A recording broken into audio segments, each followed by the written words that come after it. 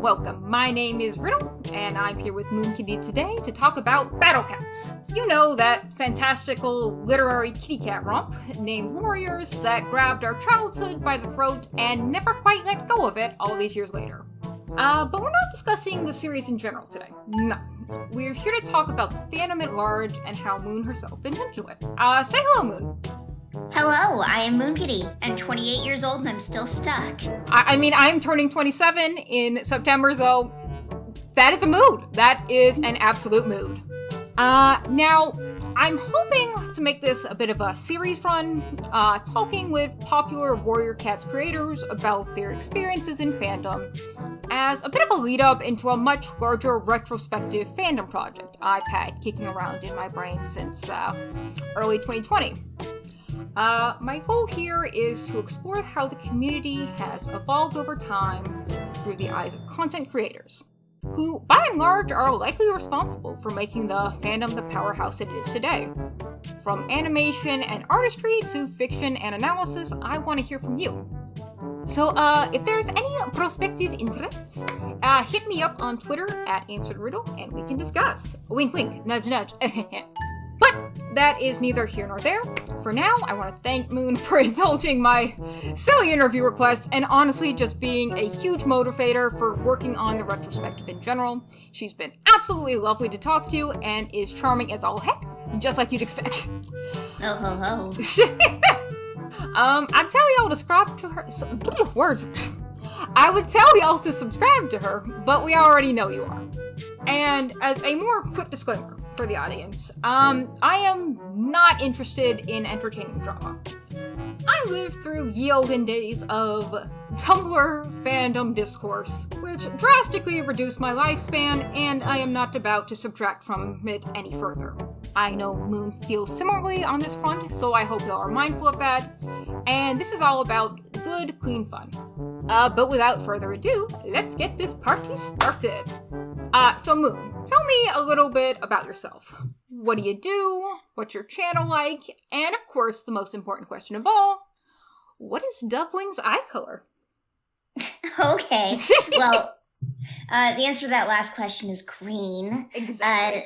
But who I am, I've been into Warrior Cats since I was about 12 years old.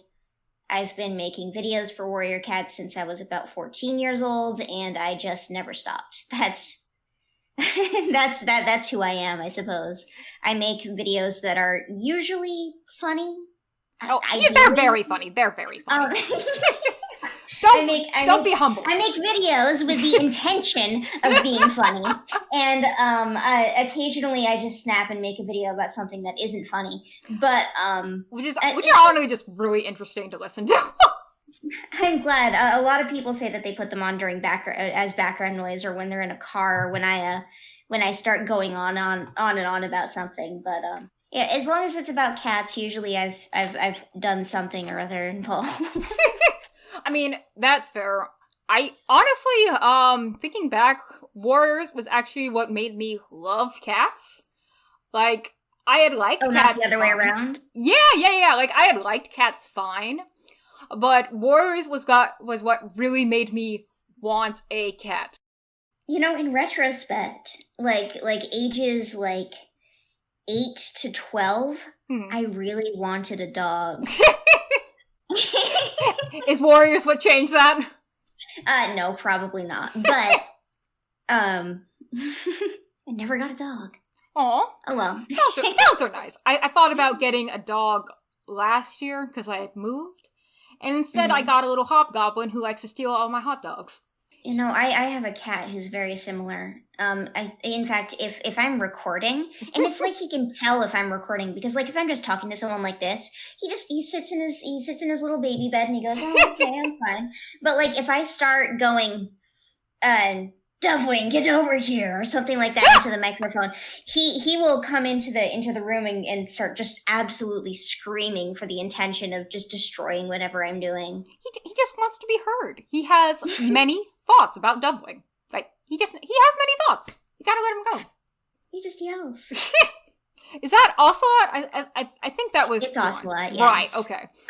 Pepper will occasionally be disruptive, but Pepper's best bet at saying anything is usually like he needs to like really swell up his body and like tense up his muscles to even begin to make a noise, and then when he makes the noise is Ocelot is a siren and Pepper is a baby chick. I'm getting off track. I'm so sorry. We are one question in, and I've already gotten off track. Okay. I'm contributing to that, so. That's fair. That's fair. Okay, so kind of went over this like just now, but I think it's common among the adults in this fandom that many grew out of the series at some point, only to later return to the books. How well does that describe your experience with the series?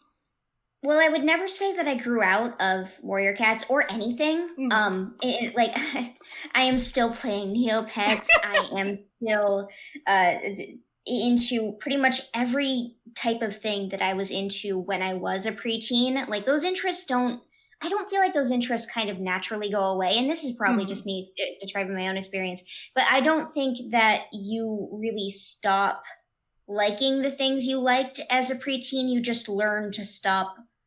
Like you learn to put those things behind you, and I never humored that sort of idea. I did stop reading Warrior Cats for a period of time, and the reason for that was that I was really bored during SkyClan's Destiny. I have never read that book. Gotta admit. I think it's called SkyClan's Destiny. That's the one with Leafstar? Yeah, Leafstar's on the cover, right. And I got bored with like a few chapters in, I stopped reading it, and then I felt so guilty that I had this book that I purchased and I never read, that I didn't buy the books that came out afterwards, because I felt like I am wasting my money if I don't finish the SkyClan book first. So I want to say about 4 years went by, and I got back into the series when they were publishing A Vision of Shadows, and I caught up on all the books that I missed, except for SkyClan. Well, the thing is that my plans for SkyClan is that when I get to it in rereading for iSpoil, I'm just going to read it then. Makes because sense. I'm gonna have to read it again eventually anyway, and it's not that far off. That's fair. You're on Fading Echoes. Well, you just finished Fading Echoes a few months ago. When does SkyClan's Destiny even come out? I don't remember the timeline of the Omen of the Stars arc. Well, what I'm doing for iSpoil is that I'm going to do it in chronological order, which means I'm for now skipping Dawn of the Clans, and I'm going to move right on to A Vision of Shadows after I'm done with Omen of the Stars. Obviously, Delphic Silence, Bramblestar Storm, and Crowfeather Trial are in between those two arcs. But before I get to SkyClan returning in A Vision of Shadows, I am going to do a catch-up on all of the SkyClan books, which includes SkyClan and the Stranger, and then I'm going to go into SkyClan's Destiny and Hawkwing's Journey. And also Ravenpaw's Path is going to be in there somewhere. Oh, right! I always forget about that one. It's like, wait. Oh, wait, no, I'm thinking of Ravenpaw's Farewell. Ravenpaw's Farewell right, is going to be in there somewhere. Ravenpaw's Path... it's a little comic book, right? It's a comic book, and it takes place in between the first and second series, and I just never made it. I should probably go back and do that. I that's fair. Like, I honestly forget it exists. Like, I remember Ravenpaw's Farewell, but whenever I think of like the little comics, I think of Grey Stripe. I think of oh god, what's it called? Feathertail's one, which I really want to read, and I keep forgetting to buy it, or just do not have the money to buy it. That one's actually pretty fantastic. Yeah, I'm just like, I have heard so many good things about it, and I'm so curious about it. These things being colored in makes such a difference in how nice they are to read. I remember, as a kid, because I was on Warrior's Wish, like that was the big thing for me, when I was a kid.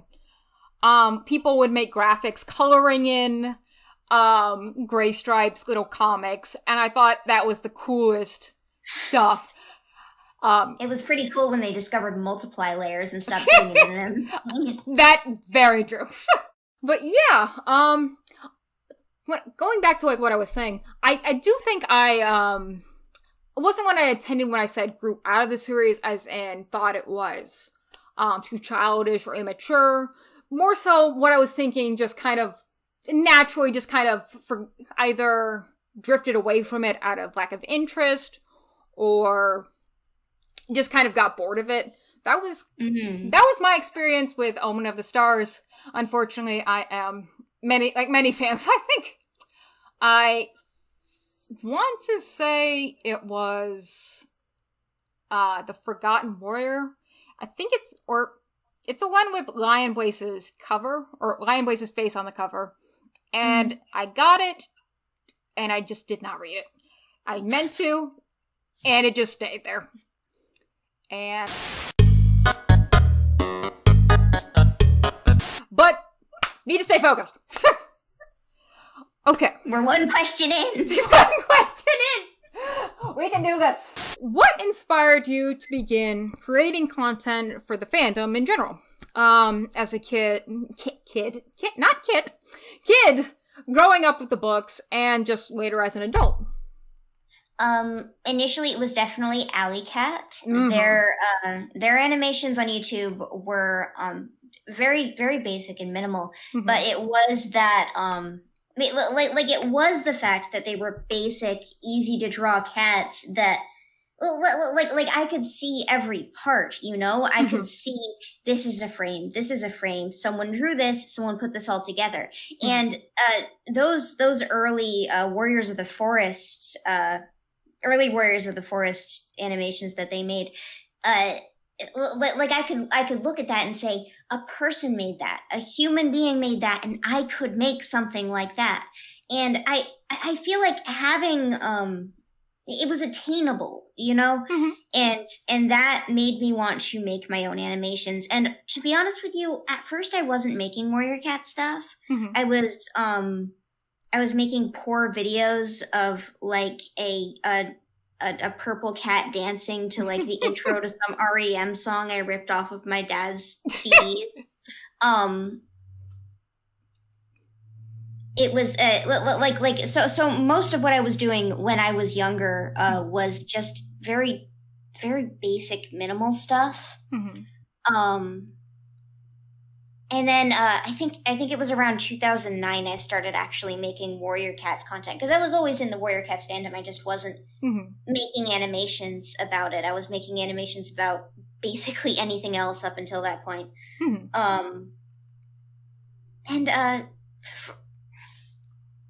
What got you interested in making the Warrior Cats videos after that, if you hadn't really been making them up to that point? I wanted to make serious animations. Warriors is top tier seriousness. I wanted to like animate a scene like accurately and exactly from the book Long Shadows. It was the fire scene. While I seem like I am pretty controlled in my videos, but in the ones where I am talking at the audience, it's either one, heavily scripted, or two, I have edited the bleep out of those scripts, and not like one, because I have a stutter. I have a stutter, and it's kind of hard to tell, I guess, when you're talking to someone that they have a stutter. But when it's a recording of someone who has a stutter, you go, oh, oops. like the people can tell that you are stuttering. And obviously you can probably tell when you're talking to me here, but that's a pretty clear problem that I need to go through and get rid of when I'm making videos. But also I swear constantly. that's later on though, when I started making videos more commonly, more frequently, it was because I wanted to animate the fanfiction Star Kids Prophecy in the same way that people animate like actual Warrior Cats books. I thought it would just be the funniest thing in the world if somebody just sat down and treated Star Kids Prophecy as if it was like an actual Warrior Cats book that they could like make episodes of. So that's what started me up again. Real talk? God, like I think it was in March, it might have been in January, but basically my girlfriend, who has, I can't remember if they've ever read it, but basically they have not looked at a Warriors book since I don't know, maybe like Darkest Hour. So they don't really remember any of it. And they don't really interact with the fandom, besides like follow some people who make some cool art. But basically, I was like, one night I was just like, so, have you ever heard of Star Kid's Prophecy? And they were like, no. And we went on a binge of Star Kid's Prophecy videos, and they were just increasingly, what is happening? They were so concerned and laughing their butt off. Oh, I had the mistake of telling a coworker about Star Kid's Prophecy once, and she okay. So my coworker was she was a bit older than me, but she was much more responsible and much more mature, and she was also a lesbian, and I was saying like I was explaining the plot of Star Kid's Prophecy, and I was like, and oh no. And then she and then she falls in love with her best friend, and she's like, "Oh, that's great." And I was like, "But it's not great. It's bad. I'm sorry. Like, it's not. I'm not trying to get your hopes up. It's a terrible series. It's bad representation. It's not good representation. It's not. It's. I mean, like. I mean, like with my current. I'm eventually going to finish Star Kid's Prophecy because I have to. Like I've gotten this far into it. But with my current audience and with what I'm currently doing, I never would have started doing Star Kid's Prophecy because it's a mess. It is a woven tapestry of, I'm trying to think of a word that's not BS, and I can't think of it, but I'm just going to go with that. It's an intricate pattern. It was written in 2009, and morally, even if it was all satire, it's just not holding up anymore. No, it really isn't. Like, anyways, moving on. Actually, that does kind of build off what you were saying earlier, because I noted in my little list of little facts that you joined YouTube on November 17th, 2007, and.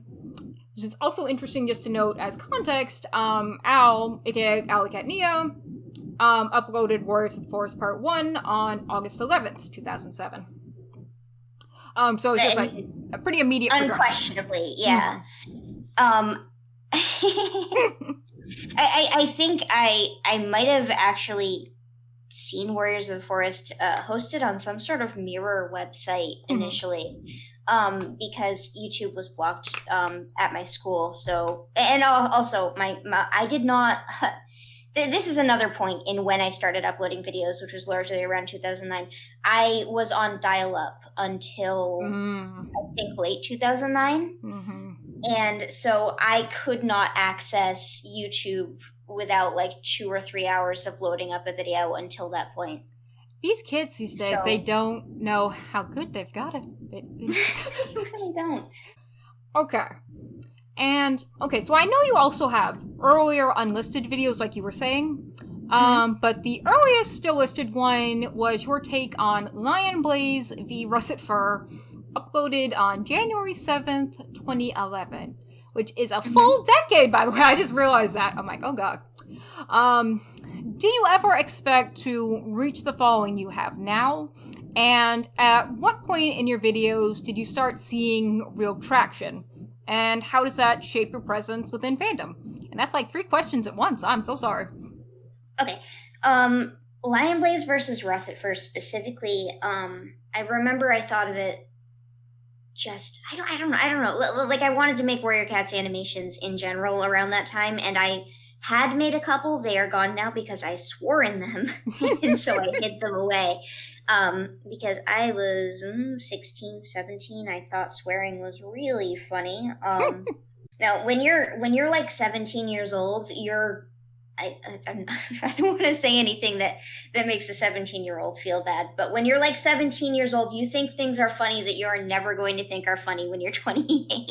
But no, that was I ripped audio from a video of the Zelda CDI, and I was really excited about Flash at the time because all of my previous videos, besides one or two of them that came like right before Lion Blaze and Russet Fur, they were made in Windows Movie Maker. And when I got Flash and realized I could do frames and have things be smooth and clean, I was just so excited. And so I was just making Flash things all the time. And while Lion Blaze versus Russet Fur is a video and it's on YouTube, most of what I was doing was making like cruddy DeviantArt dress-up games and having people play them. Hey, you gotta do something. Yeah, no. So I like most of what I was doing wasn't Warrior Cats related. It was just Flash related because I was so excited I could make animations and make games and things. I did not expect I was going to have any sort of following from that. I had pretty much like around in like I'll call it my first wave, I suppose. Mm-hmm. My like initial posting of like cruddy Flash cartoons that lasted somewhere from Lion Blaze to Ash for Sweet 16. I wasn't really expecting anything of it. I was largely making these videos to entertain myself and entertain my friends. I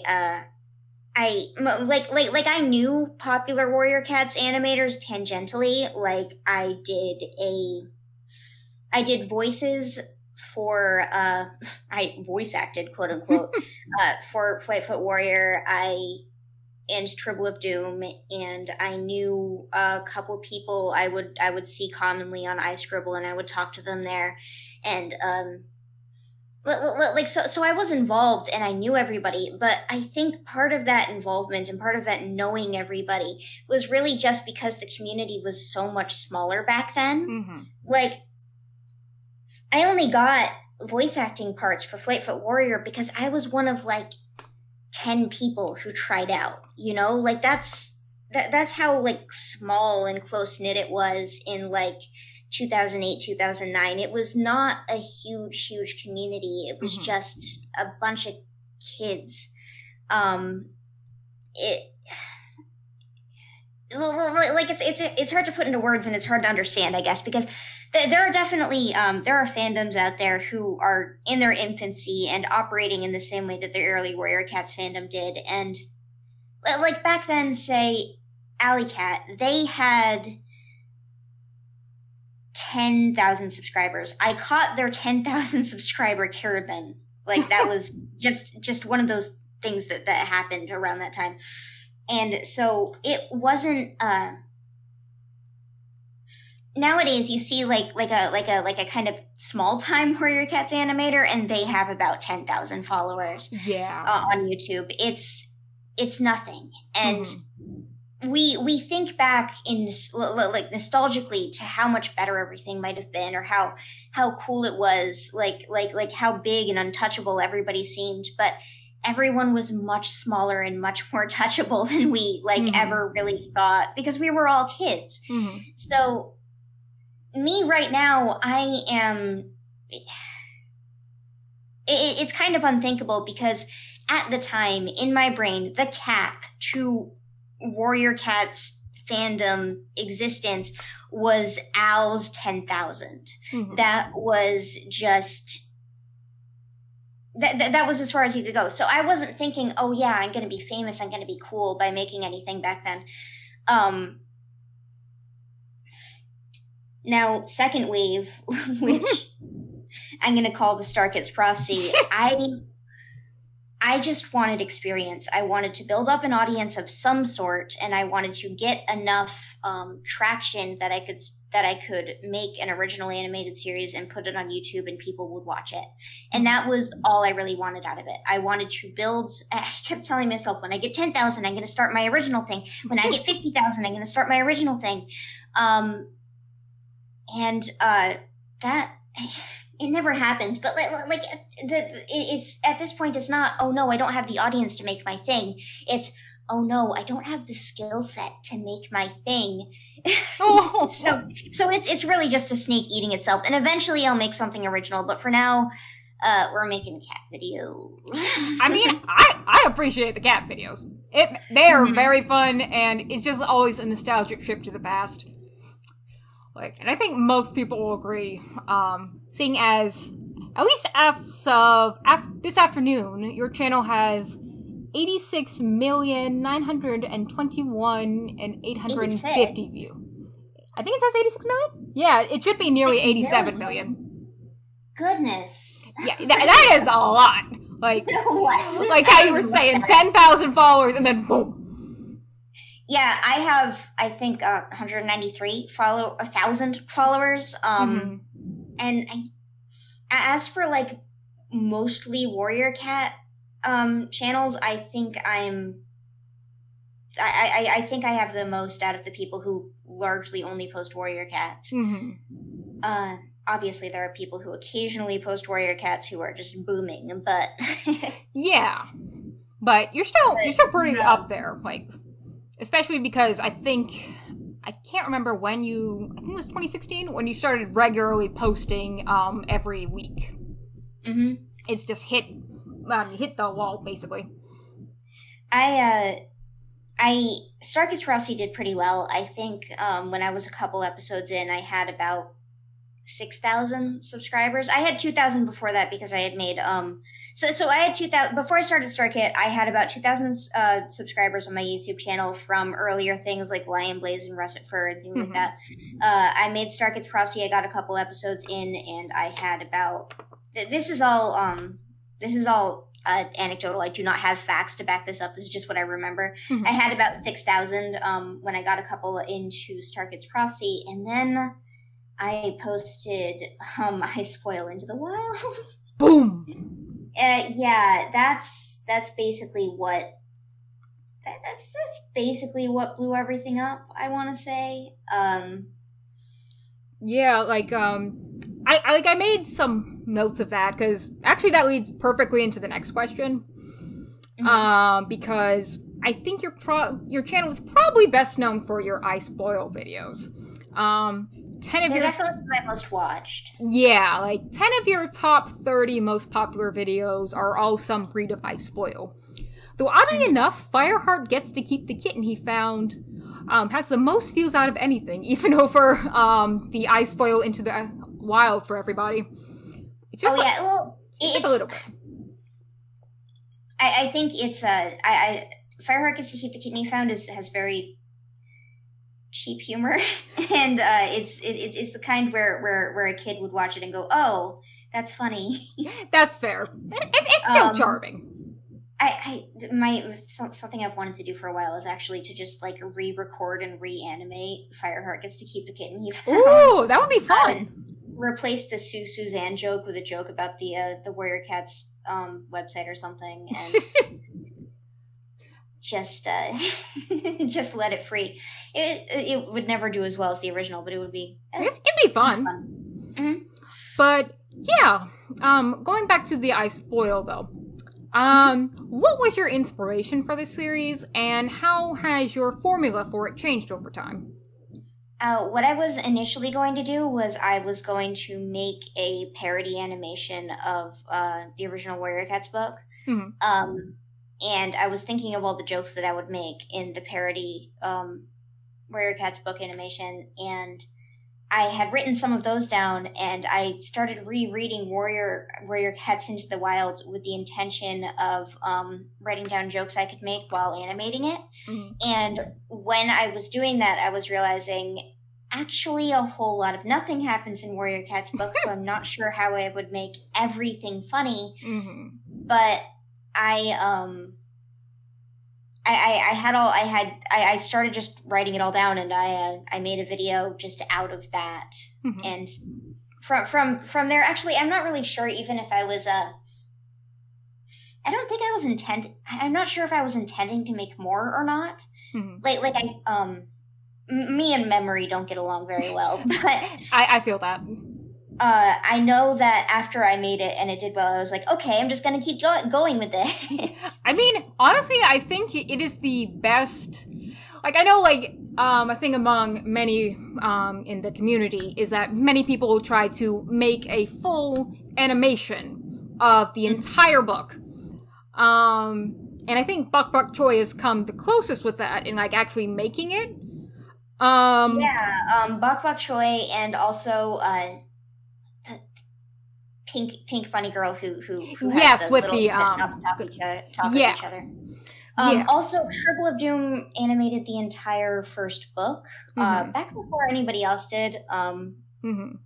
Yeah. I think those are the three that have actually achieved it. Yeah, because, like, I know there's a new one coming out that I've seen on Twitter, which seems pretty fun. I just know it's a huge commitment, especially if you're not being paid. So I think, like, the fact that you've managed to get all the way to Omen of the Stars is a really big accomplishment. And honestly, I just wonder how many people have actually read all of these books that are watching, or if they're just using this as, like, a summary for, just out of curiosity. I know a lot of people have used I Spoil as a summary, and I don't know if it's a good idea or not, but, because like things will happen and I will just literally say something else happened sometimes because I think it's funny. Sometimes I do it on purpose. Like, whenever they're recalling something that I know they're going to go over in a prequel book, I will just say whatever the hell instead, so that I don't have to rehash, like, something that eventually I'm going to get to. Like, I think in I Spoiled Forest of Secrets, I made Blue Star's backstory into just something completely random. Like, I think it was Grease? Like Grease, yeah. Yeah, okay. It's not a very good summary. If you want to know anything about Blue Star's backstory, you're not getting anything from my spoil. It makes it more fun. As it goes on, though, I do become more accurate to the books, and that's not because I'm that's not because I'm trying to be more accurate to the books. It's just that as the books go on, the things that happen in them become more absurd. So I can just start stating facts and it still sounds fake. It really does, though. And that's a bit of why it's gotten longer, too. Like, in the first series, like things happen and important things are always important things. So I have enough important things that I can go through the entire book and just grab it. The new prophecy I Spoils are significantly shorter than pretty much all of the I Spoils except for the first one. And this is largely because nothing happens in New Prophecy. They really don't.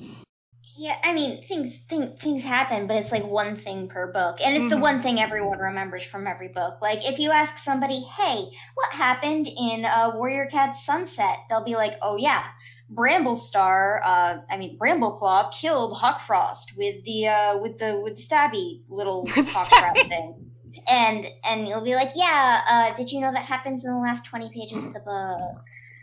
Yeah, I'm curious, like, how, like, some of these newer books will be looked on in the future, because a lot of them are also just a lot of fluff.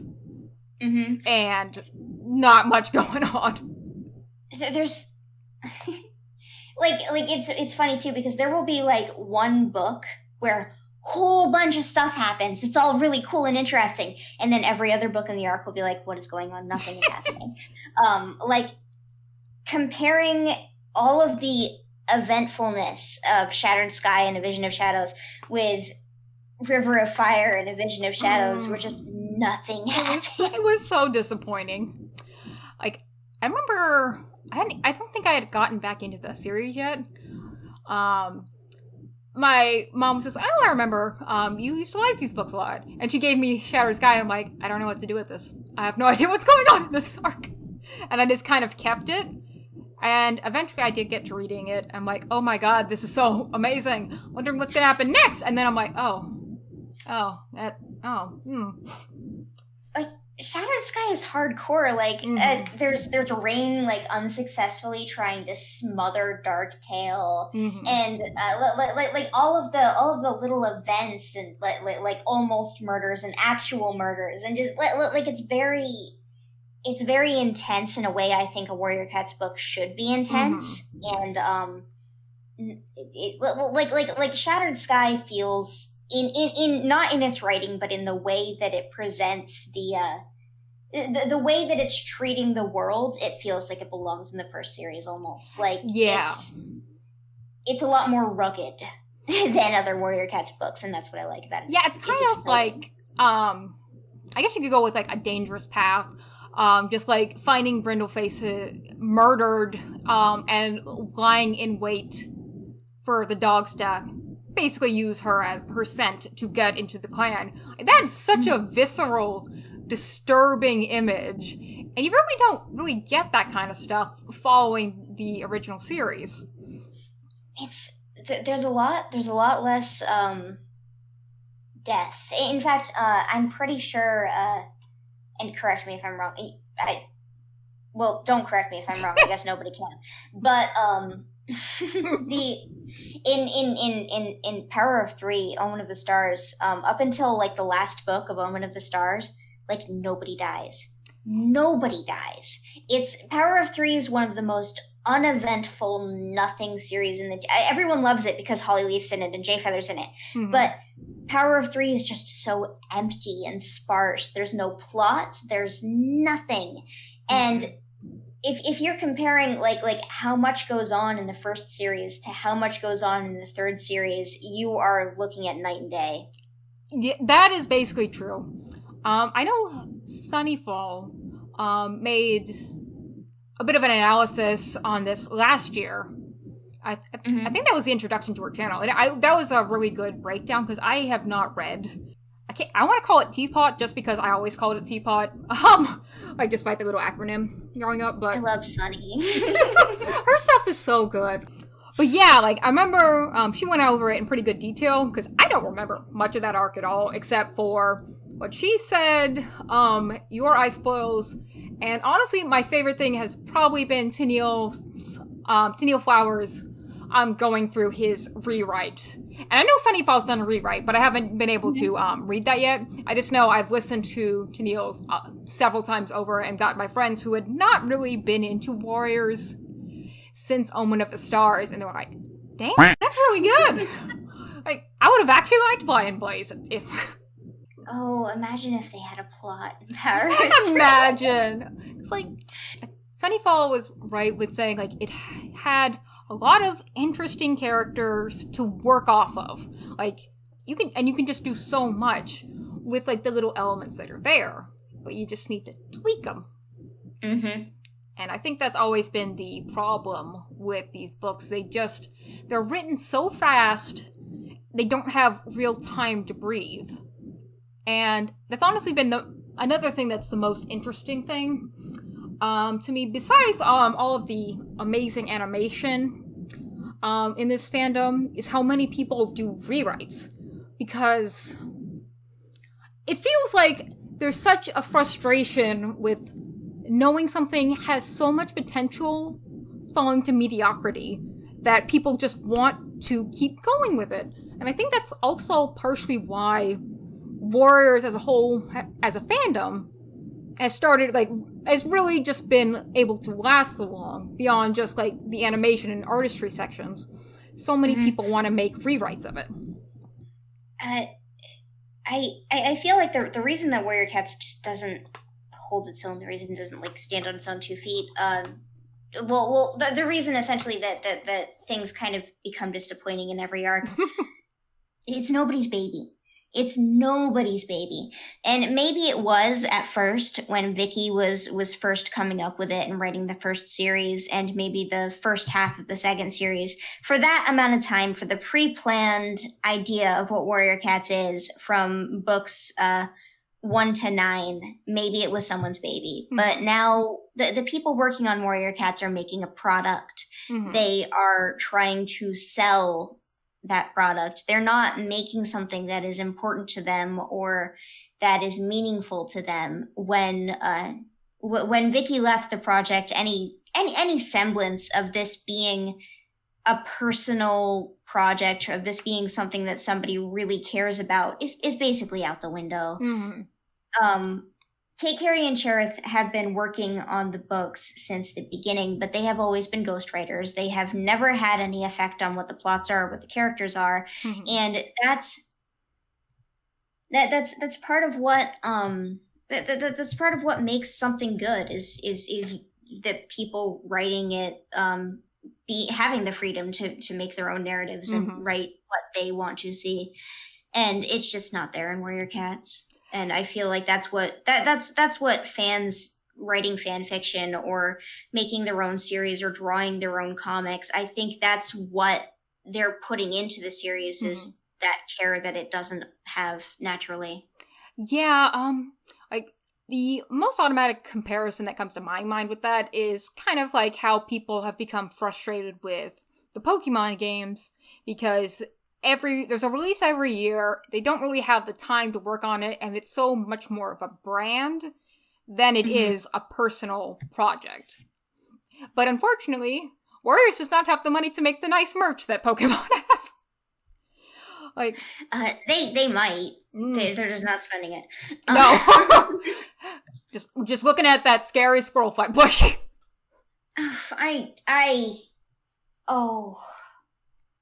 If I could do something to save that nose. Okay. Going back though, like way back, I was basically gonna ask, what is your favorite kind of video to do? Because I know you do several like discussions, ice spoils, short animations, and frequent fiasco. But what is your favorite kind to do? And on that note, what is your just personal favorite video you've done to date, really? My favorite kind of video to make, I think, it's probably the Stone Clan videos, the ones where I just take random garbage my patrons sent into.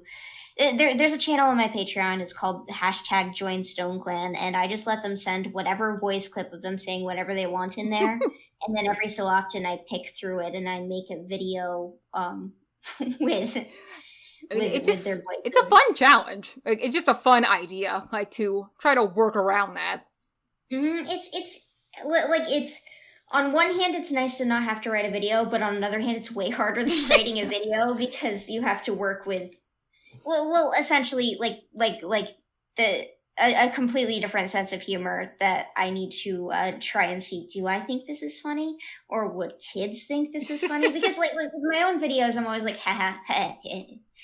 But with Stone Clan, I'm like, okay, I hope people find this humorous because I'm trying my best here. I've always thought they're pretty fun, especially just because like it's such a unique idea, and just really having to work around it and like, okay, so I'm going to put this together and that together. It's just a fun concept to me, and it really is probably just a really good way of getting people engaged in the fandom, which again is like the best part of this fandom, having engagement. I like giving people I like giving the patrons some actual involvement in the channel, because it's just like when I was a kid, when I was a little kid, watching all these YouTubers and interacting with them, even though they were all like my age, all I wanted was to be involved in everything. I wanted to be able to participate in the same way that everybody else can participate. Like essentially, like, there's no reason, they're Warrior Cats videos, there's no reason to be, I don't know, preventing any involvement. Yeah, so I just think that it's nice that just people can jump in and be parts of the things I make. You launched your Patreon February 2nd, 2018. Or at least that's when you posted the video towards it. And since then, you've gathered over about 300 patrons. So what's it like really been seeing it grow so dramatically over time? It never felt dramatic. The definitely, like, I noticed that it was a whole lot more because I was reading out the patrons at the end of videos for, I want to say, about half a year, maybe a full year. I do remember that. It, I always felt really, really bad about it because at first it was only like, I don't know, 30 seconds at the end of the video and it was fine. But if I'm making a minute-long video and then me reading the patron credits is longer than the video, it started to feel a bit embarrassing. Oh. I mean, I always thought it was cute when, like, one of the little characters, like, I want to say, like, Bramblestar, when he was voiced by your friend, just doing all of that. I thought that was fun. Gosh, I was always trying to, like, work it into the end of the video, and I thought that would be more entertaining, but, like, I can't do it anymore. There's too many. It's too many. Yeah, that's when I noticed that it was a lot of people, was when it was just, like, taking up more of my video than it wasn't.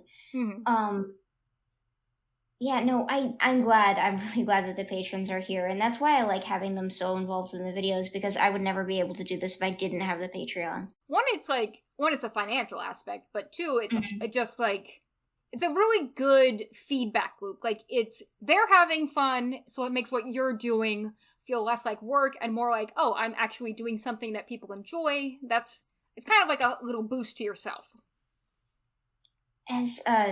Yeah, and as far as, like, making videos go, like, when I was a kid and I had a video come out and people were commenting on it, a lot of people reviewing it, I was like, oh my god, this is so exciting, like, this is so awesome. And as it kept happening and happening and happening, I became very desensitized to, like, to comments, to opinions, to likes or dislikes and things like that.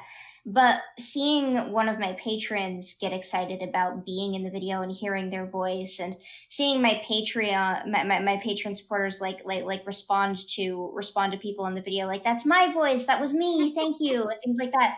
Like, I love that. Like, I never get tired of other people enjoying seeing themselves in these videos and being part of this. So that motivates me a lot more than any sort of engagement otherwise. Yeah, like, that makes total sense. It's just a really good feeling to say, oh, these people, like, specifically that have helped me, just, you actually know more of them than just, like, some random stranger commenting on a video. Like, you've seen them in your Patreon.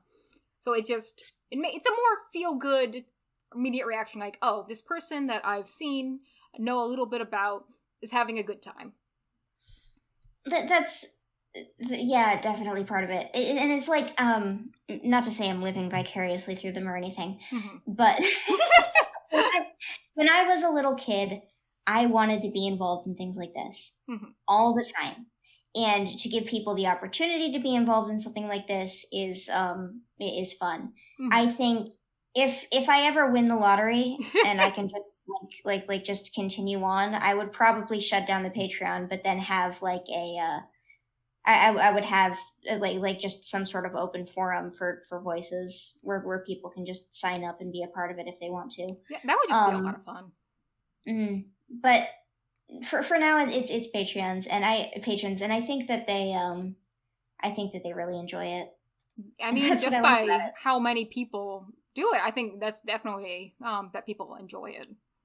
I think that's obvious to see with how many people want to do it, just in your videos, because you will never seem to lack a supply of people who want to do it. Oh no. It's kind of unfortunate because I cannot, when I started the voices thing, I think I could fit pretty much everybody who wanted to be involved in somewhere. And now it's like, I go, okay, voices, and I ping over 100 people, and I'll only have like 18 roles for them. I mean, like, that's still a lot. Like, you still give them a lot of room to talk, even if it's just a couple lines. Yeah, most of I like skimp on characters for myself. Like, I'm like, I could do this character's voice. Recently I freed up RuPaul on purpose. I was like, he's a man now. He's a man now. He can no longer speak like this. He must have the deep voice. That is probably as deep as I can go. I do not have a very deep voice. Hello, it's me, Hawkwing, or whatever. And but yeah, going off of that kind of stuff, I know you've mentioned in your videos that you took on YouTube as a full-time job with Patreon. What was that shift like, and what is your daily routine kind of as a freelance animator? Like a lot of it is trying to but like at first I was working a dog as a dog. I was working a job as a dog. You were working as a dog. I was working a dog as a job groomer, and that was hellish. I had to wake up early in the morning, get there early in the morning, shave animals who did not want to be shaved all day long, and like it's one of those things where like people, I was working for a corporation, and people who bring their dogs to corporations to get them groomed largely are I don't want to be rude about dog owners, but It's like okay. if you're and I'm not trying to say that I was doing a bad job either, but a large portion of the people who were bringing their dogs into the corporation I worked for were not taking care of their animals properly, and they were going to the corporation because it was their cheapest option and their most convenient option. So working there was very stressful because the dogs were violent, the dogs were matted, and the dogs were just completely neglected in some areas of their lives usually. So I was working for a corporation, but it felt more so like I was working for some sort of shelter because these dogs just did not have the social skills to be groomed on a day-to-day. So it was hard to deal with the animals, but it was even harder to deal with the people who owned the animals because you're looking into the eyes of someone who's neglecting their pet, and you have to say, okay, here he is, he's all done, he's all pretty, remember to brush him. And they'll be like, of course, I always brush him, but you just broke him out of an encased mat. So like dealing with the customers was hard because they were both rude and neglecting animals. But I mean, that actually just as like a side note, just like I have a friend who is a vet tech, and she tells me these kinds of stories constantly. So like I'm getting exactly what you're laying down. Anyone who has to deal with golden doodles has my sympathy. But yeah, I went from grooming dogs, awful, to suddenly I can work on my videos. And the thing about my videos in like 2018 is that they sucked, and they were made as quickly as physically possible. So stylistically, they were just whatever I could manage. And with like the audio quality was as whatever I could manage, and just everything about them was just a little bit crap. And so I started focusing a little bit more on the quality of the animation and the way that the characters were shaped, and trying to make them a little bit better, and maybe like filling in both of Clear Sky's ears and He had clear ears. He should have been named Clear Ear. He really should have been named Clear Ear. But yeah, a lot of my pre-Patreon stuff, there's a very clear quality difference, and that's only clear to me, actually. Like it's one of those things where like I can see like a very distinct change between pre-2018 and post-2018, and other people watch my videos and they're like, oh, all looks the same to me.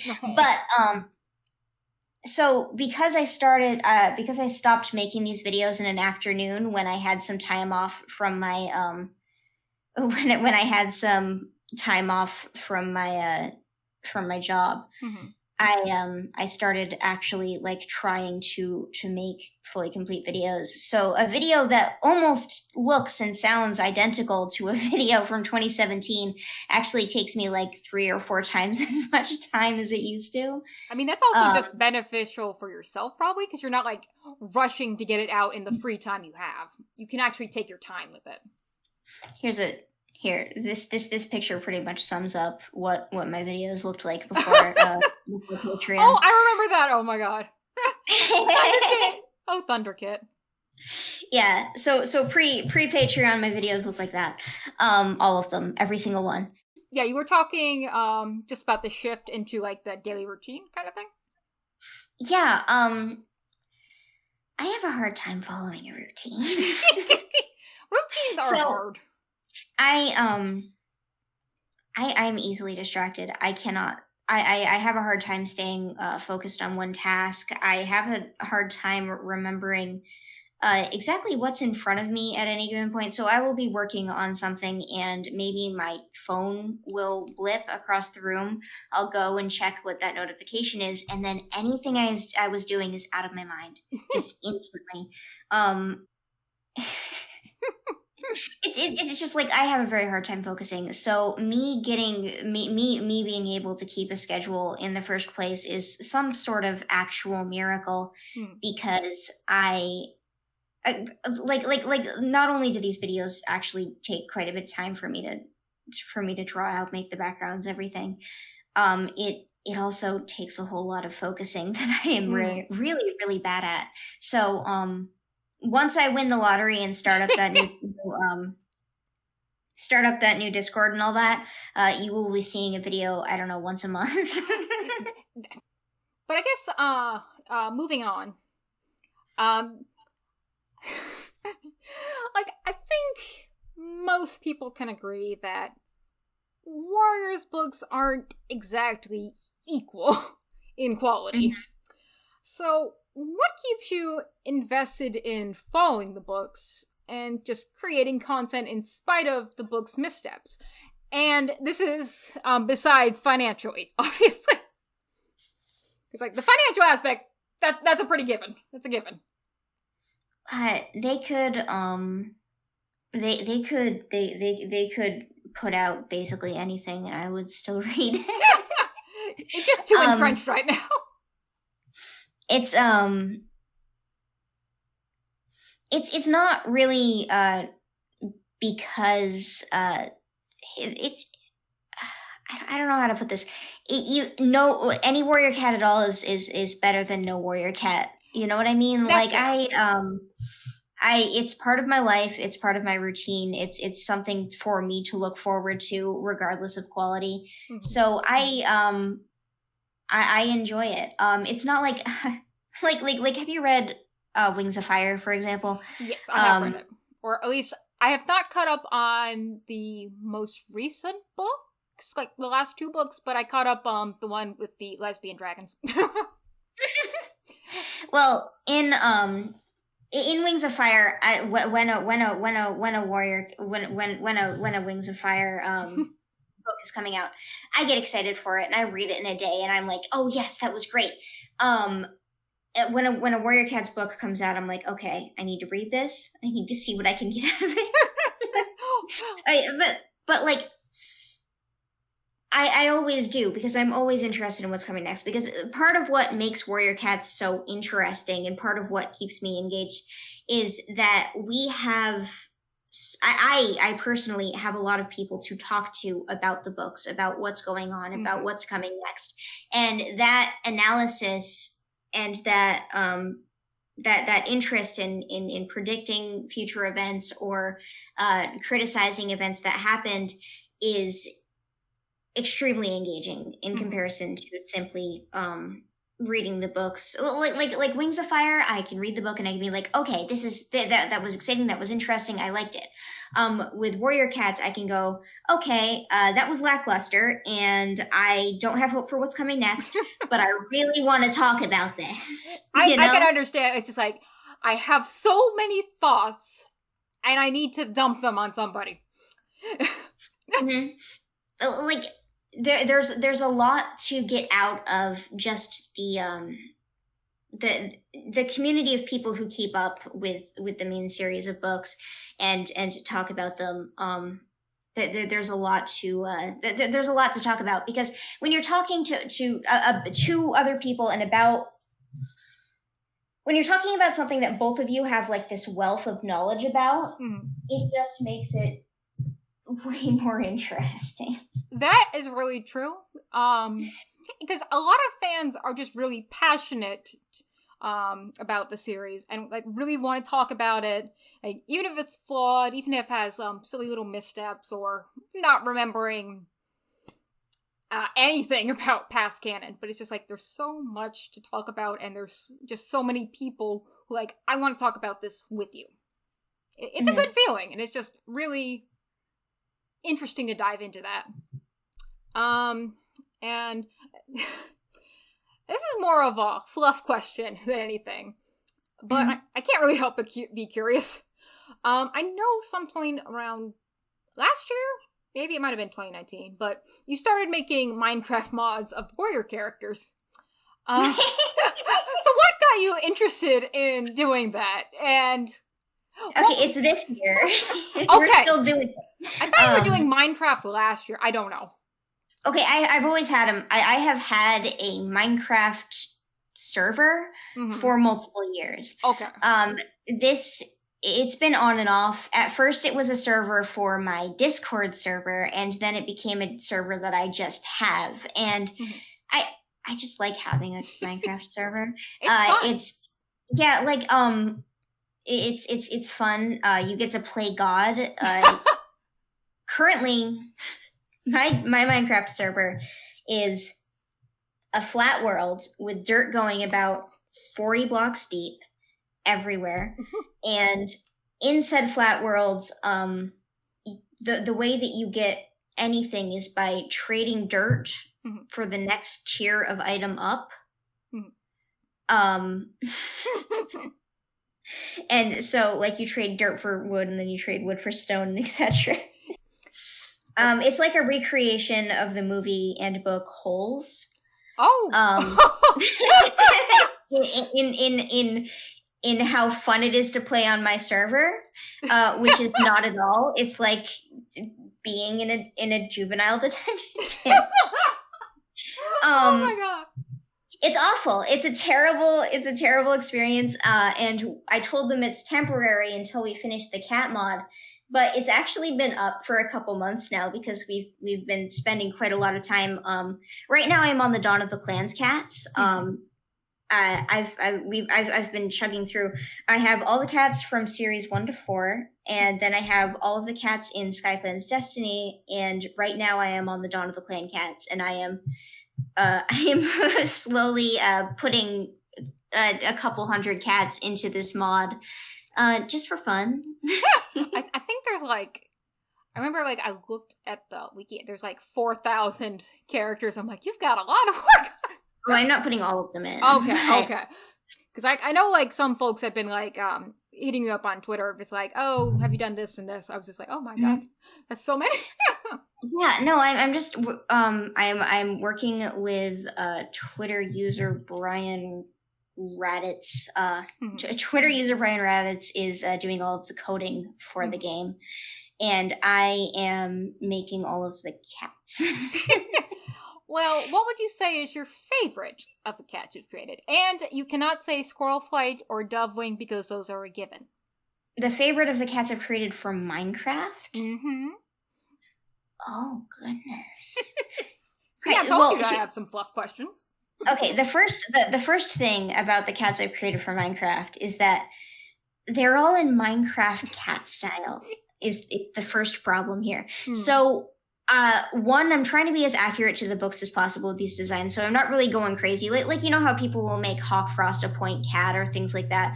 I am not going outside the bounds of what these cats have the capability to look like from their in-book descriptions. So all of the cats are very basic. They serve their purpose. I guess I'll say my favorite is Brindleface, and I guess I can pull her up for you really quick. Yeah. I'm sorry. I'm laughing. He changed he changed the when you start up the cat mod, he changed the splash text on the Minecraft screen, and it currently says, "You are a big dumb stinky." Okay, but let's change gears to a bit of a more general experience with fandom. Because for now we've talked mostly about your perspective on it, and now I just want to see like how you feel about the rest of it. Okay, so Warriors is primarily a series aimed at children, yet it has attracted a sizable audience of adults who grew up reading the books as children. I think it's safe to say that we as adults have a different perspective on the series and fandom as a whole. So, how have your thoughts on the series in fandom evolved with time? How has the way you interacted with fandom evolved over time as well? Well, when I was a kid, I was an Ashfur apologist, and I ran around causing lots of problems. I think when I was a kid, I was basically a troll. I really just like a little creature. But no. I think my generation when I know you wanted a more general thing and not just my. Oh no! I want your perspective. I was just branching it out. Is more what I mean. Like when we were kids, the way we saw and interacted with the series was really, it can do no wrong. It's excellent. It's wonderful. Mm-hmm. I think as adults, everyone is much more critical of the series than they were as kids, and I think additionally, the kids are not as critical as the adults are of the series, and I think that's to be expected because this is for them, and if they enjoy it and they think it's good, and that's all we really need, because they are the target audience for Warrior Cats. It's not old people who grew up and said to themselves, "Wait a minute, literature that isn't for young adults exists." I mean, I still read a whole bunch of books for kids. Don't ever think for a second that I don't. I mean, I do too. Yeah, that's the one with the orange little tabby on the front of it. And he has a star on his forehead, like Oh. I want something that's willing to take its audience seriously, and that's the problem with Warrior Cats. Really, it's just that if there's any sort of mystery at all, it's spoon feeding it to you, like a little airplane. Like Blue Star and her kits in Forest of Secrets is like it's a little obvious. Those blue cats. I wonder. I'm sure you look a lot like Blue Star. Blue Star lost kits. Blue Star lost two kits in RiverClan. I wonder what the secret. Like, I wonder if I don't remember how I felt when I first read it. Well, actually, no. I was very dumb as a child. Or at least I had a very specific taste in... So basically, I read A Dangerous Path first because I was like, oh, that has the coolest cover. I'm just going to read that. And then I was stubborn and just read it. And then I read Darkest Hour because, like, I need to know what happens after this. I have no context for what happened before, but... So, like, I already knew all of those spoilers ahead of time, so I'm like, I don't know what I would have... If I would have really caught on that. I don't remember thinking anything about it. I know that as a child I could have been tricked. I know for a fact. The reveal, the fire scene. I don't remember what I believed, or even if I believed anything. I think I was largely along for the ride. But I don't think I remembered that Squirrelflight and Ashfur were together in the back half of New Prophecy anymore by the time that book came out. Because, like you have to consider, you're a kid. You're reading these books as they come out. And I had been reading these books as they come out since, like, the third or second book, like, really, really early on. So... The last book where Squirrelflight and Ashfur were dating is Twilight, and then that's brought up again in like a full 6 books later, which is about 3-ish years. Yeah, about that long. Yeah, so I wasn't thinking about, oh yeah, Squirrelflight and Ashfur had this romance. Like, that wasn't really in the back of my head. So when Ashfur popped up with that, I was like, yeah? You still upset about that? That was 3 years ago, buddy. No, you dated for 2 weeks. 2 weeks, Ashfur. And then I was like, oh, but he's so sad. He's so miserable. I went back and reread the books that Ashfur was in. I was like, oh, poor Ashfur. Woe is Ashfur. like, oh my God. Being a kid is something else because you will sympathize with anything. No, I was so distraught. Like how could anyone do this to this loving and supportive cat that was just broken to the point where he would do something like this. No, what was Ashfur? I remember being like specifically on like Warrior's Wish when this was being talked about, because like I think that would have been the only reason I would have really pieced that together. I remember someone just like really being really sympathetic to Ashfur, like, this is my life story. This, like, I understand this so deeply. Like, if I was in this situation, I don't know, I could have done this. I'm like, you might want to murder 3 people. If you really, if you really wanted to, you could make something out of nothing with Gray Stripes Val, and that's what I like about this fandom, is that you can, take Snowkit, for example. Snowkit's on my mind because we've been talking about him a lot, with Snowtuft being revealed to be definitely not Snowkit recently. Snowtuft, like, I have not read the book yet, but I'm just like, I really like where they went with Snowtuft, who is just a nothing character, and they're like, yes, do something with this. There's so much potential. Everybody's in love with Snowtuft now. It's really funny. But Snowkit, for example. Snowkit is a cat that is introduced in, he shows up kind of tangentially and backgroundly before this, but he shows up in A Dangerous Path, and he's introduced as a kit who doesn't really play right with Bramblekit. So they're like, I wonder what's up with Snowkit. Then there's a chapter where they test to see if he's deaf, and he is. And they're like, okay, well, like, we're gonna, like he can't be a warrior now or whatever, to his mother. And his mother's like, oh, yes, he can. And then his mother takes him outside and starts trying to train him to be a warrior herself. And Hawk comes down, picks him up, flies away. And everyone's like, no, it's so upsetting. I'm so sad. And then Blue Star says, StarClan has declared war on us because of this. And everyone's like, whatever, Blue Star, we don't care. Shut up, Boo. But, like, this entire sequence happens within, like, 3-4 chapters. Like, it's nothing. It's, Snowkit says one thing, it's so right, and nothing else. And we have so much fandom content about just Snowkit, who just appeared and disappeared in the very, very early chapters of one book. And I feel like with how much we can get out of just somebody like Snowkit, we could get that much out of all sorts of minor characters in other books if we just gave other books the same attention span that we do for the first series.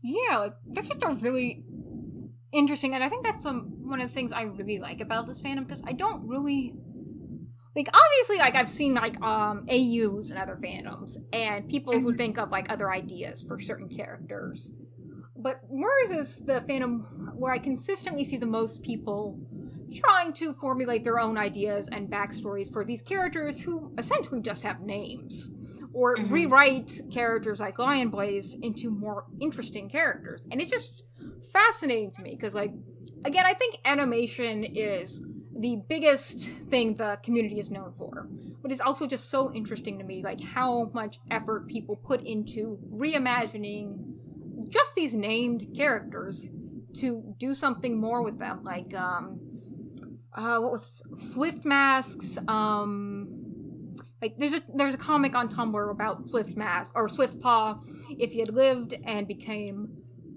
Swift Mask, and the same. I was like, Swift Mask? I don't remember the character Swift Mask. So yeah. And then I was like, is that... Or Swift Hawk? Or it might have been Swift Hawk. Like, I was like, is that a character in StarClan Battles? Like, okay, it might have actually been Swift Hawk. It's been a while since we did it. But the person also has a Red Tail piece. And, like, these characters barely had anything to do in canon. But people were dedicating so much time and effort into making, like, these are really beautifully done comics. And it's just really cool to me, seeing, like, how much passion people have for a series, that even if it has its shortfalls, they still want to work with it and make it better, because it means that much to them. Like, I don't know, I just find that really, really cool. Mm-hmm. I like that comics are becoming a more common Mhm. medium with the fandom, because you go back, like, I don't know, 3 years, there just wasn't anything. Mm-hmm. And I was never big, like, I'm not like an artist, so like I never was Mhm. really on DeviantArt. I don't remember in the little places I looked at it if there were ever a lot of comics there. For airs. I yeah, no, like it's just not. It's never been like crazy common, but it's picking up a lot. Making fan comics. Yeah, because I'm glad, because it's really cool seeing the art, and everyone is just becoming better and better. And like with art, you don't have to simplify it down more, so it can be actually you can actually animate it. Like, so it can have all of these crazy angles and crazy details, and it's just really cool. Like, I remember a couple comics by someone who basically made Sandstorm becoming leader in AU on Tumblr. And it's really cool, because, like, there's just a lot going on. And I just love how much people want to put their own creativity and thoughts into this. Because I've read a lot of, animal books, specifically as a kid, like Guardians of Ga'Hoole, Redwall, stuff of that nature. I've never seen a fandom that's persisted so long. Like, obviously those works, they're no longer running, but it's just the fandom itself has been so, even if it's not in its heydays anymore, it's still so long running, it's still so dedicated and passionate, and I don't know, I just find that really interesting. Yeah, that's the thing about our fandom in general, is that I think we're probably second to like the My Little Pony fandom in just how much stuff we generate on our own. I like it's really, like, it's hard to even find anything that comes close. Okay, obviously there's My Little Pony, which at its heyday was just producing content like nobody's business. But like, aside from that and us, like there aren't very many communities that just create as much stuff. I guess like Homestuck back in like 2011, things like that, kind of we're definitely outpacing us, but Homestuck has since kind of fallen off the bandwagon in terms of popularity. But no, like, just in terms of fan stuff, there's just more of it for Warrior Cats than there is most other things, especially when it comes to videos and animations. It's just really interesting to me. Just, you get literal new generations of people who weren't even alive when they read, like, when the original books came out, just getting into it and saying, "Oh, I see all of these cool content creators. I'm going to try to make my own," and that's just so cool to me. Like, how you were talking most about, of the fandom is younger than the books now. It's it's so weird, absolutely wild, because they came out when I was 12. So I'm like, I'm looking at these kids who were just getting into it, and I'm like, oh gosh, you're the same age as me when I started reading, and the books were like a few years old when you were born. It's so weird.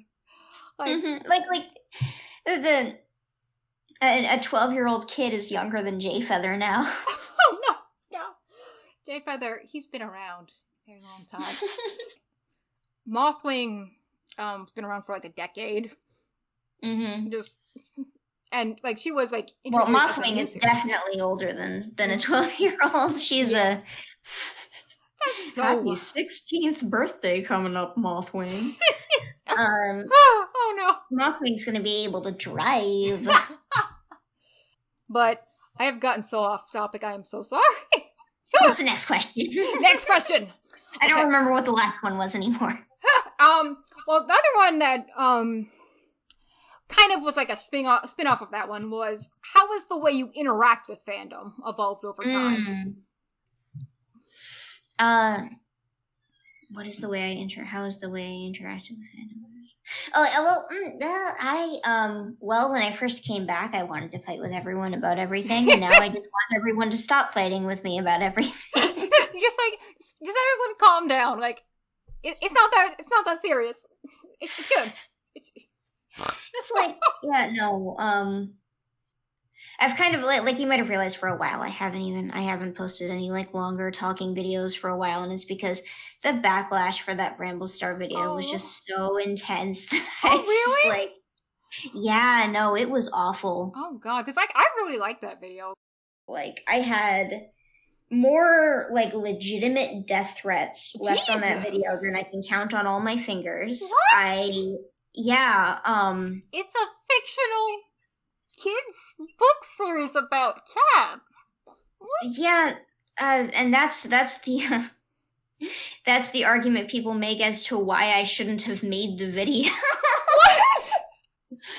I feel like what you're saying is perfectly true. Like on the page, I'm so certain it wasn't intentional, and that just kind of speaks to the inadequacy of both the ideas and just like the writing where they're able to convey these things.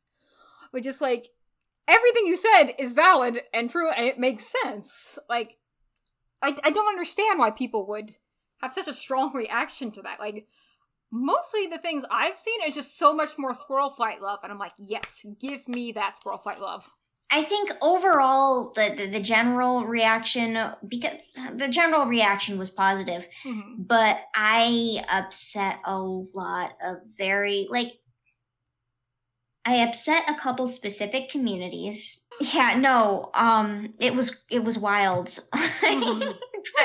No, essentially the not drama version is I got a whole lot of backlash for Bramble Star, so it's made me cool down a lot on getting onto internet fights. Oh, that's because I really do like listening to your thoughts on it. Like I like listening to Sunny Fall's videos a lot too, just because like a lot of analysis, and it's just really interesting to listen to. And I like listening to Akira's, but her videos tend to be shorter, so I can't really keep it on in the background like I usually do.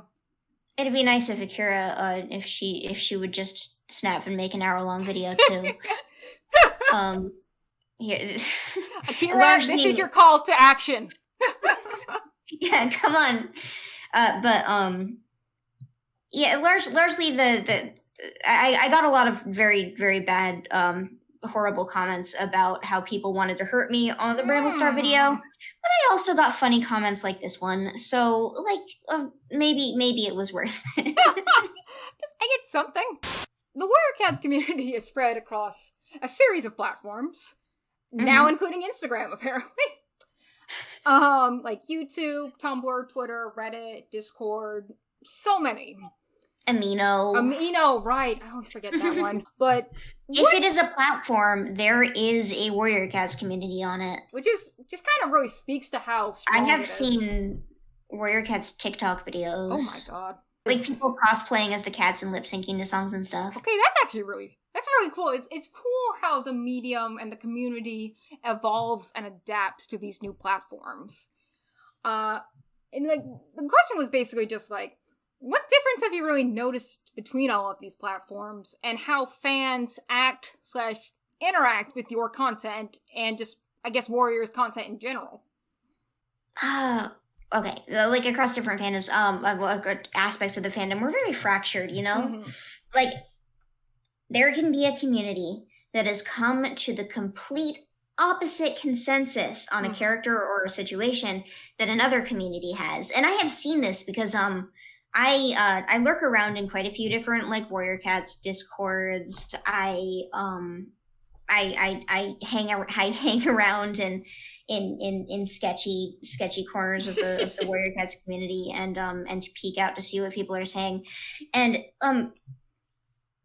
generally, like, I am in two different Discords, not going to name any names.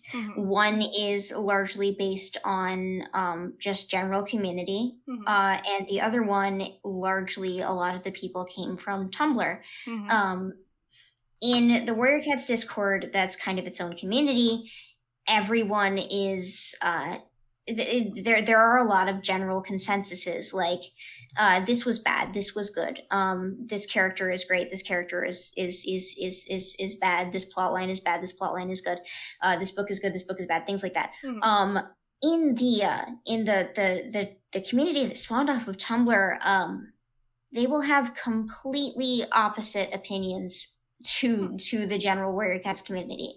And there's definitely a reason for this, and that's that one of these communities, the general Warrior Cats community, is drawing a lot from the actual actions in the books, the actual on-page words.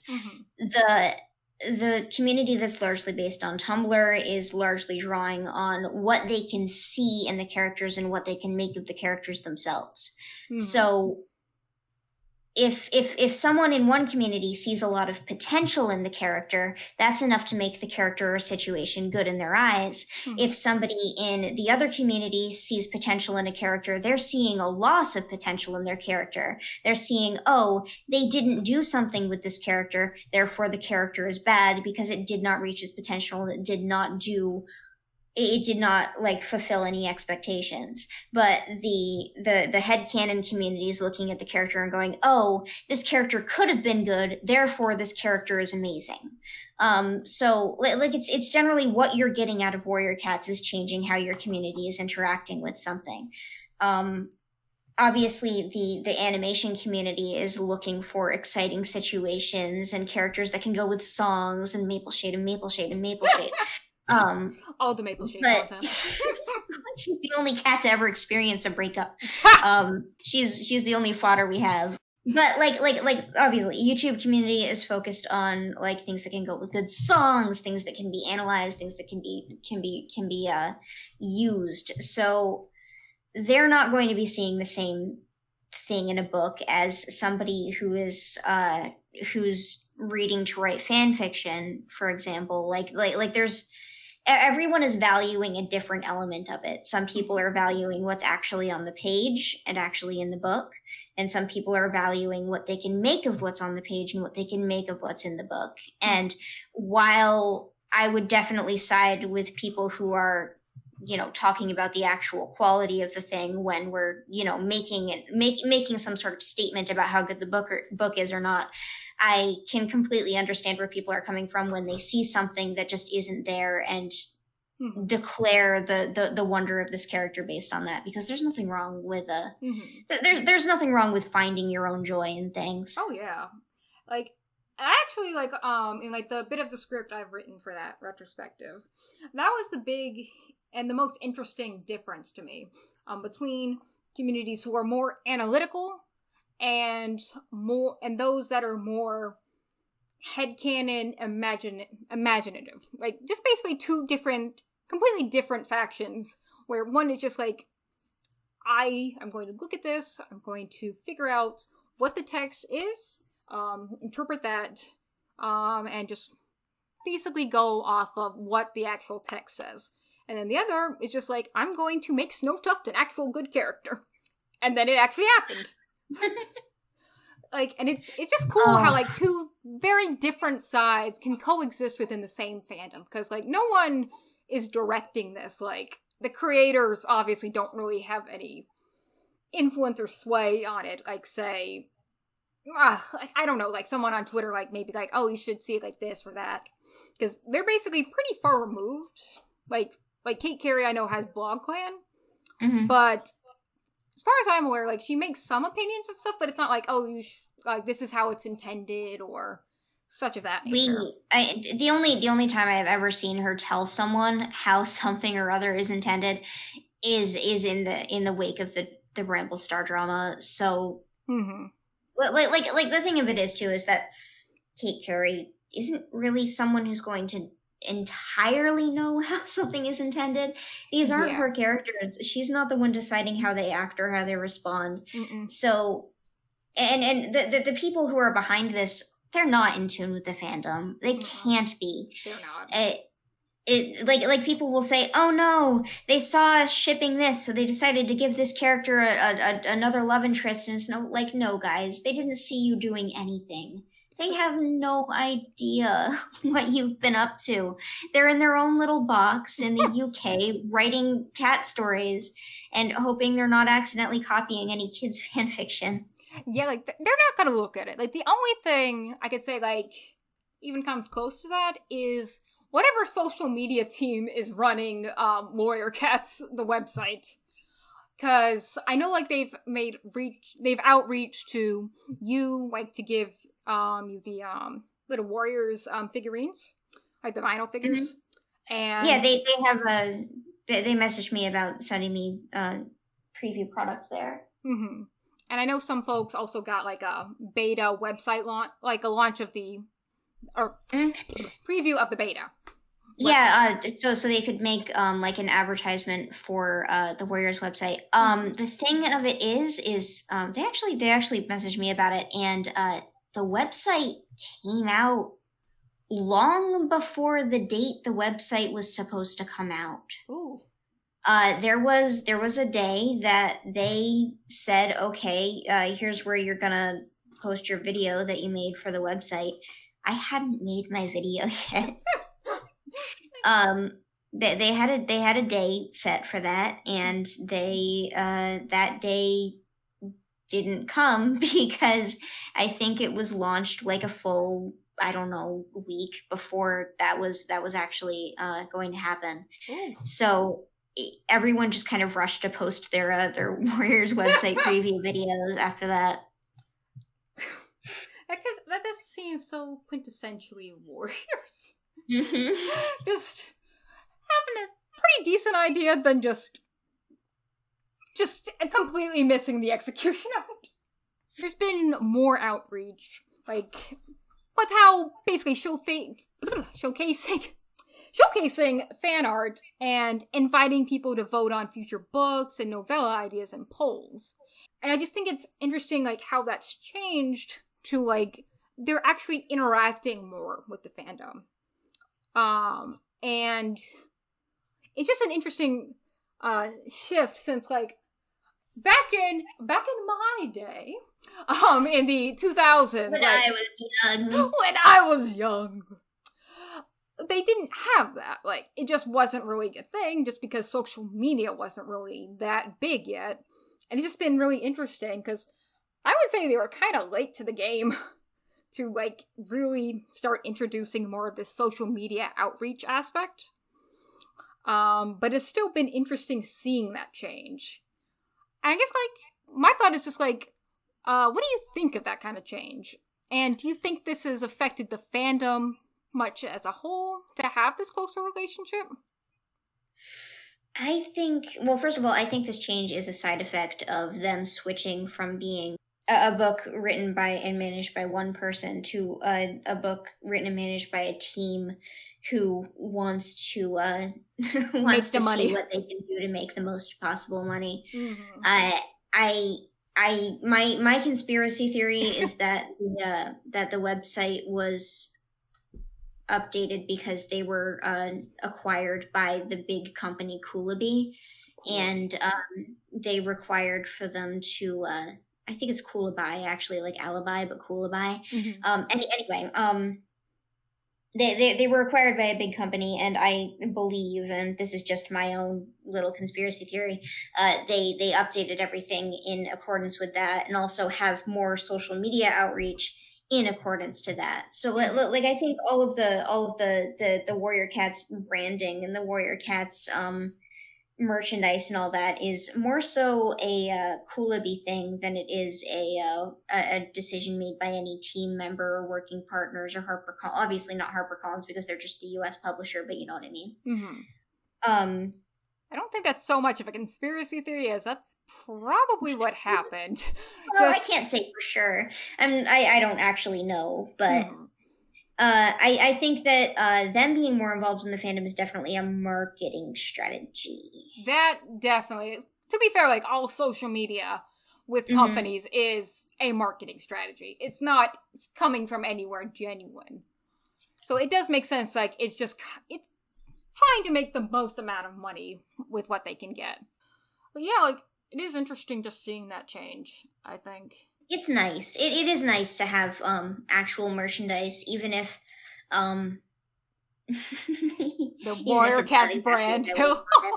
It is something fun though, because at least it means they're listening. Like the fact that we got Blackfoot's Reckoning, I think that's the name. Like just that we got that at all, because people are like, oh, we would like something of this character. That's interesting to me. I've not read it yet, but it sounds conceptually good, even if the execution was a little off. Blackfoot's Reckoning is the one novella I still haven't gotten around to reading yet, Right. but I know quite a few people have said some disappointed musings about it. Mm-hmm. It's funny because I saw someone, like, one of my first reactions was on Tumblr where they said it was amazing, and then I see all these other people saying it was disappointing. I'm like, huh? I don't know what to believe right now. Well, again, like, I feel like certain communities are going to hone in on things that they believe are, strong potential, and they're going to look at strong potential and say, oh yes, good. And other people are going to look at the big picture and what really happened and say, oh yeah, I've been disappointed yet again. Mm-hmm. That's fair, yeah. Okay, now. I think we've really hit everything I wanted to talk about. So, like, your history with the fandom, the inner workings of your channel, your relationship with the community, and just your thoughts overall. And I think we've delved into the real nitty-gritty details of these subjects, and I think painted a fairly colorful picture at large. So now, that brings me to my last and final question. The one we've all been leading up to after all this time. So tell me, who does Sunningrocks belong to? You know it belongs to ThunderClan. Okay, the clans were abolished. They were abolished during a time where ThunderClan owned Sunningrocks. So ThunderClan still has them. Alternatively, because ThunderClan hasn't been around for a while, the only clan that could possibly own ThunderClan the only clan that could possibly own Sunningrocks is Warrior Clan. That is valid. valid. Children role-playing in the woods. So if anyone currently, right now, owns Sunningrocks, it's the children role-playing in the woods. So the answer really isn't ThunderClan or RiverClan. No, that's small brain stuff. Galaxy Brain answer is it's Warrior Clans. Well, the up-to-date on the series answer is Warrior Clans. If Grey Stripes Vow wasn't out yet, it would be ThunderClan's territory, and RiverClan really has literally no claim on these rocks. I'm sorry. Like the idea that, oh, the river shifted and it used to be on their side of the river. Well, the river shifted. It's not on their side of the river anymore. Like, the people who want Sunningrocks to belong to RiverClan are people who want RiverClan to be relevant, and neither of those things are true. That is so true, and that's so sad. Because I want to see RiverClan do something. Sorry for tearing down the RiverClan fans, but they don't have any rights. Sorry. I'm sorry, Sunny. Sunnyfall, you're not valid here. And I said we wouldn't bring any drama into this. well, I love her, so it's okay. So I think that about wraps it up. Thank you so much for coming on, Moon. It has been an absolute pleasure getting to talk Battle Cats with you. And okay.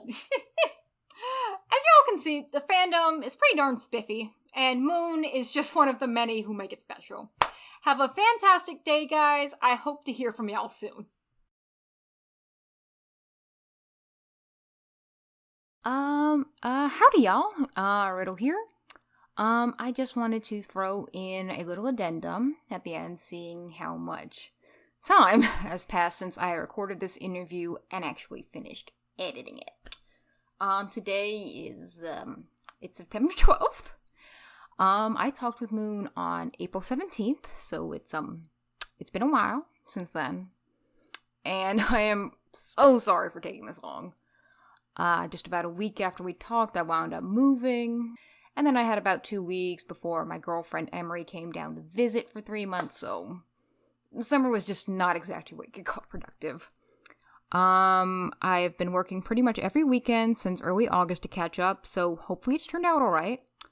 I've been editing videos off and on since I was, 13, maybe? God. But sound mixing was a whole new ballgame for me, and I apologize if there's any audio issues. Likewise, interviewing was a whole new frontier to tackle that I know I had troubles with given how off topic I would become. This video was originally 3 hours, and I hope to do better in the future. I want to thank Moon again for talking with me, and I want to especially thank her for introducing me to my next guest, Sunnyfall. I interviewed her back in June, and I, for one, think it was a pretty spiffy conversation. You should go follow Sunny. She's an absolute delight, and you're definitely missing out if you're not subscribed to her channel. And on a much more serious topic, as a last note, several weeks ago, the fandom had an extensive conversation about warriors' handling of indigenous cultures. Indigenous communities have justly criticized the author's stereotyping and appropriation of their cultures, and for years have just been wrongfully ignored and dismissed. By creating this video and others, I do not intend to dismiss these concerns, as they are extremely important to acknowledge and vocally support. I would implore you to listen to and boost Indigenous voices as well as further educate yourself on the subject. I intend to do the same. My aim with these videos is to have an engaging conversation with content creators, as I believe so many talented people have come together to build an extraordinarily creative community that I cannot help but love and admire. However, I do not wish to detract from Indigenous voices or support any notion that these books are perfect and incapable of perpetuating harmful stereotypes. As I continue, I intend to be much more conscientious about these subjects and adapt how I discuss the series with others. If I can do further, please feel free to approach me, as I want to help and I do not want to hurt. That said, thank you so much for watching, and I hope y'all have an absolutely wonderful week.